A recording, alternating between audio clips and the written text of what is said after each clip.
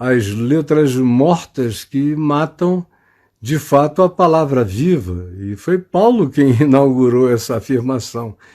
E de lá para cá, muitos os que tiveram a lucidez do Evangelho no curso desses 2000 anos disseram a mesma coisa, sem considerar que o mundo dos apóstolos era um mundo sem Bíblia, era um mundo sem evangelhos, as transmissões eram todas orais, era um mundo sem textos do Novo Testamento. O primeiro texto foi a primeira epístola aos Tessalonicenses, antes de haver qualquer evangelho. Portanto, eles passavam a palavra. É isso que eles dizem: o que de mim ouvistes, isso transmiti. E Paulo diz: o que de mim ouvistes, vistes, o que de mim aprendestes, vistes no meu comportamento, isso praticai. Ele não diz leiam Lucas, Marcos, João, não tinha isso. Era evangelho puro e simples. O Velho Testamento era uma leitura para eruditos, porque muita gente, a maioria, não sabia ler. Mas todo mundo pensa que Jesus foi embora e deixou uma Bíblia impressa. E aí tem essa idolatria ao livro. Como eu passei a vida ouvindo pessoas dizendo: eu creio que a Bíblia é a palavra de Deus de capa a capa. Eu nunca criei que ela era a palavra de Deus de capa a capa. Eu sempre criei que entre aquelas capas tinha muita palavra inspirada por Deus e que tinha duração perene, como também havia muita palavra de Deus momentânea, inspirada para um tempo, para uma hora, para uma geração, para uma circunstância. E também passei a minha vida toda dizendo que Moisés não aguentaria Jesus. Moisés, com a cabeça de Moisés, tinha que se converter profundamente para suportar a leveza, a liberdade, a graça e os perdões todos de Jesus. Moisés só aguentaria Jesus no Monte da Transfiguração, transfigurado com Elias, para conversarem com Jesus sobre a cruz, como é o assunto relatado por Lucas, dizendo que eles conversavam sobre a partida de Jesus que estava para se cumprir em Jerusalém. Mas Jesus é o Verbo, Jesus é a Bíblia editada. Quem quiser saber quem foi que editou a Bíblia, foi Deus.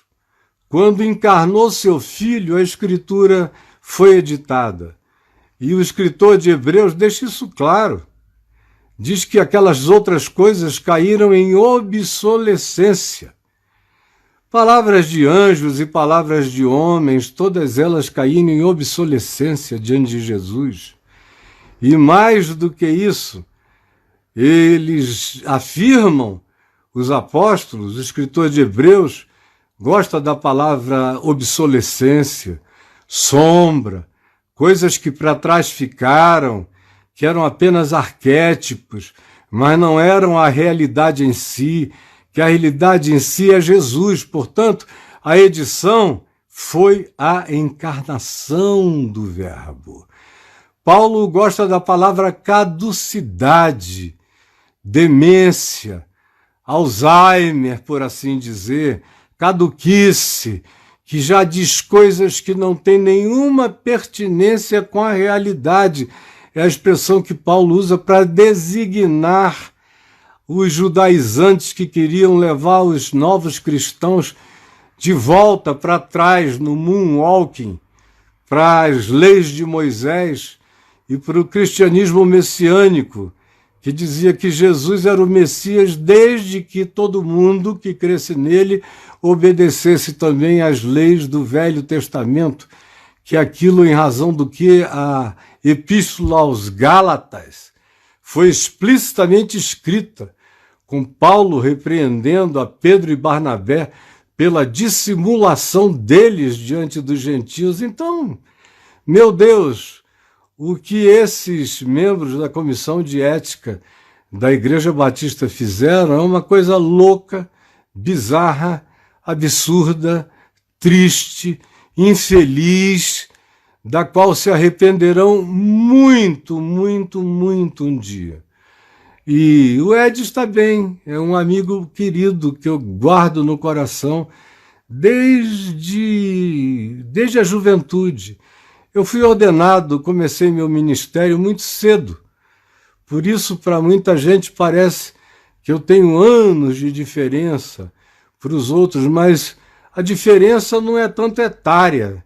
Etária, às vezes, são 10 anos, 9 anos, 12 anos, 5 anos, 6 anos, mas é que eu fui ordenado, comecei o ministério no dia seguinte à minha conversão, e logo depois do dia 18 de julho de 73, e comecei a pregar, e um ano depois eu estava na TV e fui ordenado pastor presbiteriano no dia 10 de janeiro.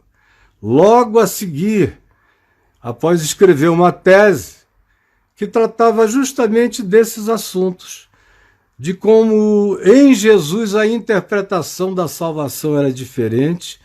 A minha tese era sobre a ordem de Melquisedeque, a salvação fora das fronteiras da religião. E o argumento é que era fácil de entender aquilo se você lesse tudo a partir de Jesus, que deixou bem claro que tomariam lugar à mesa do reino de Deus aqueles que vinham do norte, do sul, do leste, do oeste, aqueles que não sabiam nem o nome dele.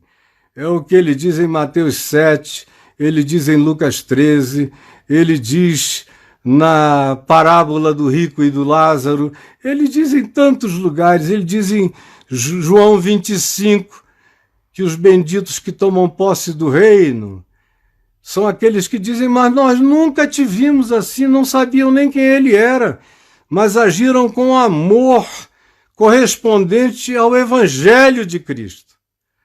Então, meu Deus, não tem nada novo.